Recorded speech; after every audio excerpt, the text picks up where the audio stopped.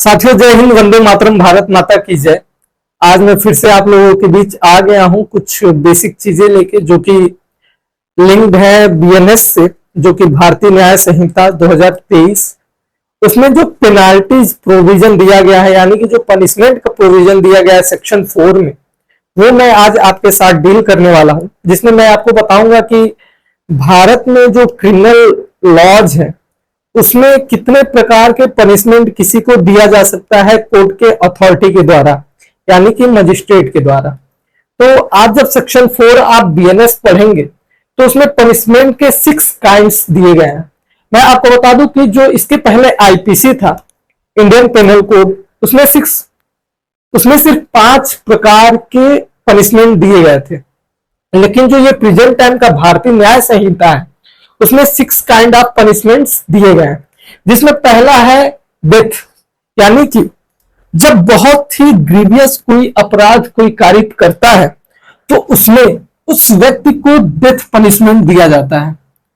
साथियों, आप बहुत से ऐसे प्रोविजन देखेंगे, जब आप देखते हैं रेप का, जब किसी 12 साल की लड़की के साथ या फिर 16 साल की लड़की के साथ कोई रेप कारित करता है तो उसमें उसको डेथ पेनाल्टी भी प्रोविजन दिया गया है कि उसमें उसको डेथ पेनाल्टी भी दिया जा सकता है।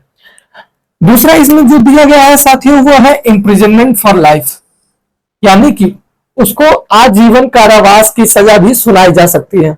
जब आप रेप का ही प्रोविजन आप पढ़ेंगे, आप उसमें देखिएगा, मैं एग्जांपल दे रहा हूं, जरूरी नहीं है बस रेप के प्रोविजन है, बहुत से ऐसे प्रोविजन इसमें दिए गए हैं जिसमें आपको इम्प्रिजनमेंट फॉर लाइफ या फिर डेथ का पेनाल्टी दिया जा सकता है। तो उसमें दिया गया है कि इम्प्रिजनमेंट फॉर लाइफ, यानी कि आजीवन कारावास भी किसी को दिया जा सकता है। साथियों, जो इसमें तीसरा है वो इम्प्रिजनमेंट है, लेकिन ये कैसा इम्प्रिजनमेंट होगा? रिगरस हो सकता है, एक हो सकता है सिंपल। साथियों, ये जो इम्प्रिजनमेंट फॉर लाइफ है, ये जब तक आपका लाइफ है तब तक आपको उसमें जेल में रहना होगा। अब ये जो दूसरा वाला है वो 7 साल का हो सकता है, 10 साल का हो सकता है, ये कोर्ट के डिस्क्रिप्शन के ऊपर है जो उसमें दिया रहता है maximum limit of punishment with imprisonment. तो उसमें वो जितना साल मैक्सिमम हो सकता है उसमें वो कितने साल भी दिया जा सकता है, जो बीएनएसएस में दिया गया है या फिर बीएनएस में दिया गया है। साथियों, इसमें रिग्रेस हो सकता है और सिंपल हो सकता है। दोनों में क्या अंतर है? रिग्रेस जो होता है ये बहुत हार्ड होता है, इसमें हार्ड लेबर करवाया जाता है, यानी कि इसमें आपसे मजदूरी करवाई जाती है। और जो सिंपल होता है इसमें बहुत सिंपल आप लाइफ एंजॉय करते हैं अपना जेल में। एंजॉय तो नहीं कर सकते हैं, लेकिन जो रोज अपराध कारित करता है उसके लिए तो एक एंजॉयमेंट ही है।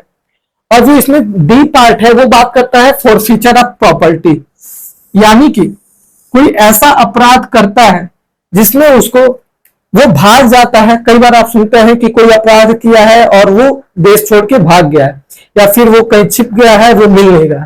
तो ऐसे मामले में कई बार ऐसा होता है कि उसके ऊपर फाइन इंपोज किया गया और जब फाइन उससे नहीं पाया जाता है तो उसके प्रॉपर्टी को सीज कर दिया जाता है, यानी कि फॉरफीचर ऑफ प्रॉपर्टी हो जाती है। इसमें जो 5वां पार्ट है वो है फाइन। साथ ही ये बहुत इंपॉर्टेंट पार्ट है फाइन का, क्योंकि आप बहुत सी जगह देखेंगे तो वहां पे विद फाइन लिखा होगा और बहुत से ऐसे जगह आप देखेंगे वहां पे और फाइन लिखा होगा। रेप के प्रोविजंस आप जब पढ़ेंगे तो वहां पे विद फाइन लिखा है, और बाकी अन्य जगह चीटिंग के केसेस में और भी अलग अलग केसेस में आप पढ़ेंगे तो वहां पे और फाइन का भी सुविधा दिया गया। साथियों, इसमें जो 6 पार्ट है वो है कम्युनिटी सर्विस। साथियों, आईपीसी में कम्युनिटी सर्विस नहीं था, लेकिन बीएनएस में कम्युनिटी सर्विस दिया गया। कम्युनिटी सर्विस किसे कहते हैं? साथियों, कोई अपराध कारित करता है, बहुत छोटा अपराध है, जो समाज के दृष्टिकोण में कोई बालक है, मान लीजिए उसने ऐसा अपराध कारित कर दिया, हो सकता है गलती से कर दिया हो सकता है बाई एक्सीडेंटली कर दिया हो, तो उसमें उसको कम्युनिटी सर्विस दिया जाता है, जिसमें वो समाज के लिए कुछ भलाई का काम करता है। जैसे मान लीजिए ट्रैफिक पुलिस में उसको लगा दिया गया कि तुम ट्रैफिक संभालो इतने दिन, तो ये सारी चीजें कम्युनिटी सर्विस के भीतर आती हैं। साथ ही इसमें हमको डिस्कस करना है फाइन के ऊपर कि लायबिलिटी ऑफ फाइन क्या होगी। यदि मान लीजिए कोई एक बंदा है, वो कोई ऑफेंस कारित करता है, तो उसके ऊपर कितना फाइन इंपोज होगा। सपोज कीजिए फाइन का कोई लिमिट नहीं है, यानी कि जो उसमें सब्सटेंशियल नेचर दिया गया है बीएनएस में, उसमें फाइन नहीं बताया गया है कि कितना फाइन देना है। तो वहां पे उसको कितना फाइन देना होगा, इसकी हम बात करेंगे सेक्शन 8 में। तो मेरे पास स्मार्ट बोर्ड तो है नहीं, इसी को मिटा के आपको इस पे बताना पड़ेगा।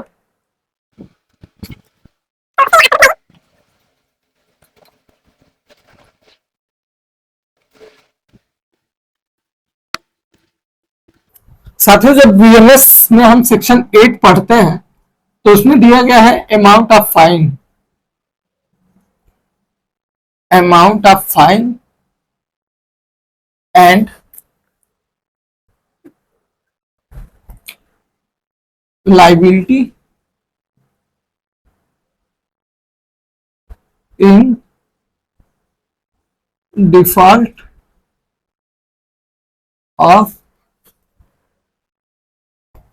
Payment of fine.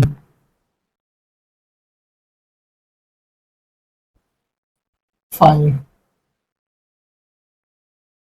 यानी कि फाइन का जो अमाउंट होगा वो कितना होगा, और यदि कोई व्यक्ति अपराध करता है और उस पर फाइन इंपोज किया जाता है और वो व्यक्ति फाइन नहीं देता है तो उसके ऊपर क्या लायबिलिटी होगी, उसे फिर क्या सजा दिया जाएगा, ये बात करता है सेक्शन 8। साथ ही इसमें 7 सब क्लास दिया गया है, जिसमें हम सबका एक एक बारी करके पढ़ेंगे, देखेंगे कि उसमें क्या बात की गई। जिसमें पहला जो सब क्लास है वो कहता है कि जहां पे fine, where fine is not fixed, जहां पे फाइन फिक्स्ड नहीं है तो वहां पे उसकी लायबिलिटी कितनी हो जाती है, कमेंट करके बताइए। वहां पे उसकी लायबिलिटी अनलिमिटेड हो जाती है, यानी कि वो फैक्ट एंड सर्कमस्टांसेस पे तय करेगा कि उसकी लायबिलिटी कितनी होगी, और उसको कौन तय करेगा, उसका डिस्क्रिप्शन किसके पास होगा, वो होगा कोर्ट के अथॉरिटी के पास। दूसरी बात, कोई ऐसा ऑफेंस है जहां पे पनिशमेंट में इंप्रिजनमेंट भी दिया है, साथ ही साथ फाइन भी दिया है, या फिर कोई ऐसा ऑफेंस है जिसमें पनिशमेंट दिया है, फाइन दिया है, या फिर सिर्फ फाइन दिया है, तो उसमें यदि फाइन लगाया जाता है कोर्ट के अथॉरिटी के द्वारा, और वो फाइन क्या है, वो लिमिटेड है, और वो भी फाइन यदि उस व्यक्ति के द्वारा जमा नहीं किया जाता है तो उस समय उसके साथ क्या किया जाएगा। साथियों, जनरल बात है कि यदि मान लीजिए 6 महीने का कारावास उसको सुनाया गया है और उसके साथ उसके ऊपर 2000 का फाइन इंपोज किया गया है, तो यदि वो 2000 का फाइन नहीं जमा करता है तो वो 2000 के बदले वो सजा काटेगा, यानी कि कारावास इंप्रिजनमेंट में रहेगा। यानी कि यदि फाइन नहीं देते हो, if you not pay fine, यदि आप फाइन नहीं देते हैं, then you have to suffer in jail.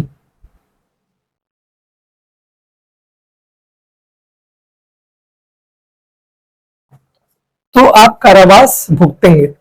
लेकिन इसमें साथियों एक बहुत ध्यान देने वाली बात है, जो इसका तीसरा सबसेक्शन है वो बात करता है कि यदि जो भी ये इंप्रिजनमेंट होगा जो एक्सेस फाइन के वजह से लग रहा है, यानी कि फाइन न पे करने की वजह से लग रहा है, वो कितना हो सकता है, तो इसमें बताया गया है कि 1/4 हो सकता है। 1/4 किसका होगा, जो वो ऑफेंस कारित किया, मान लीजिए ऑफेंस है, ये ऑफेंस है, इसमें सजा उसको 20 साल थी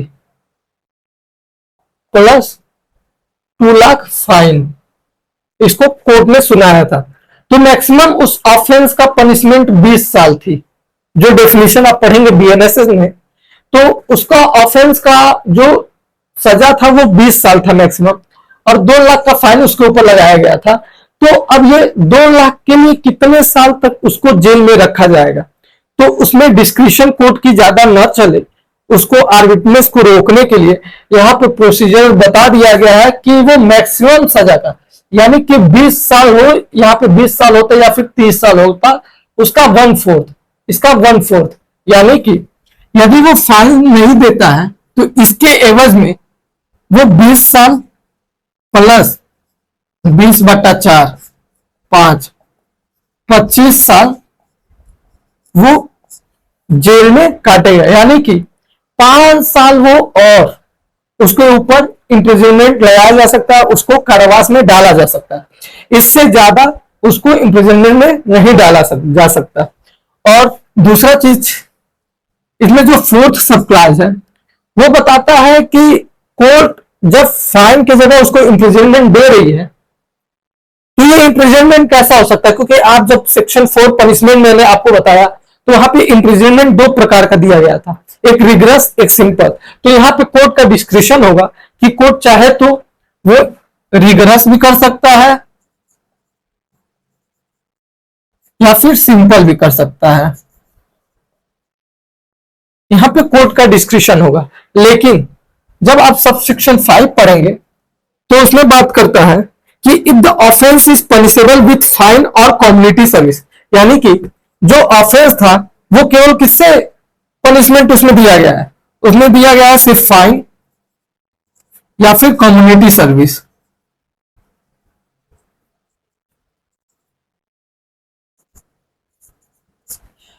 अगर सिर्फ उसमें फाइन या फिर कम्युनिटी सर्विस की बात की गई है तो इस सिचुएशन में उसको जो इम्प्रिजनमेंट होगा, उसको जो इम्प्रिजनमेंट होगा वो सिंपल होगा। सिंपल होगा यानी कि उसे रिग्रेस इम्प्रिजनमेंट इस सिचुएशन में नहीं दिया जा सकता है। साथ ही इसमें 2 सबसेक्शन और बच रहे हैं, वो भी मैं आपको बता देता हूं। साथ ही इसमें सबसेक्शन 6 जो है वो बात करता है कि the imprisonment which is imposed in default of payment of a fine shall terminate whenever that fine is either paid or levied by process of law। यानी कि जो फाइन था, मान लीजिए 2 लाख फाइन था, 2 लाख फाइन था, वो जमा नहीं किया था और उसको 5 साल का एक्स्ट्रा जेल हो गया था, एक्स्ट्रा जेल। तो ये मान लीजिए अभी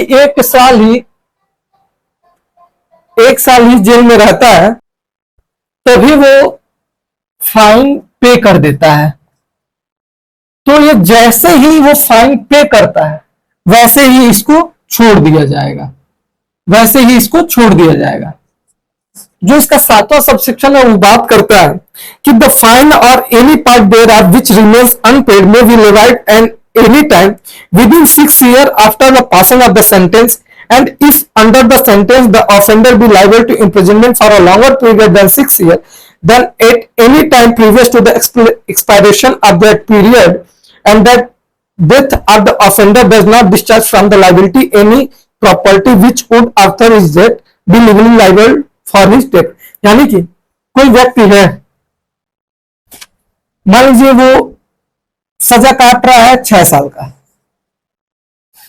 6 साल का काट रहा है और 5 साल जैसे ही हुआ, इसमें 2 साल एक्स्ट्रा उसको सजा काटना है क्योंकि उसको फाइन नहीं पे किया है। 5 साल बाद उसका डेथ हो जाता है, तो ये 2 साल का सजा तो दिया जाता है फाइन के लिए। अब ये फाइन का क्या होगा, तो इस सब सेक्शन में यही बताया गया है कि जो ऑफेंडर है, जो ऑफेंडर है वो भले मर जाता है, ऑफेंडर यदि इम्प्रिजनमेंट के दौरान बिना इस सजा को काटे मर जाता है तो उसके जो लीगल हेयर्स होंगे वो उस फाइन को पे करेंगे, और उस फाइन को पे करने के लिए वो लीगल हेयर्स अपने पास से पैसे नहीं देंगे। वो जो ऑफेंडर रहेगा इसके नाम से जो संपत्ति होगी उसी के संपत्ति को बेचकर ये फाइन को जमा किया जाएगा उसके लीगल हेयर्स के द्वारा। साथियों ये बहुत ही इंटरेस्टेड सेक्शन है, सेक्शन 8 और सेक्शन 4। इसके साथ ही हम पढ़ेंगे सॉलिटरी कन्फाइनमेंट जो कि सेक्शन 11 की बात करता है, वो हम नेक्स्ट वीडियो में डालेंगे और उसमें बताएंगे कि सॉलिटरी कन्फाइनमेंट जो एकांत कारावास है वो कब किसी को दिया जा सकता है, क्या एकांत कारावास कभी भी दिया जा सकता है? क्या कोर्ट के डिस्क्रिप्शन पे तय होगा, या फिर एकांक कारावास को देने के लिए कुछ प्रोसीजरल बताया गया है जिसपे बाउंड है कोर्ट के अथॉरिटी भी उसको मानने के लिए? और उन सब चीजों के बारे में हम डिस्कशन अगले वीडियो में करेंगे। धन्यवाद।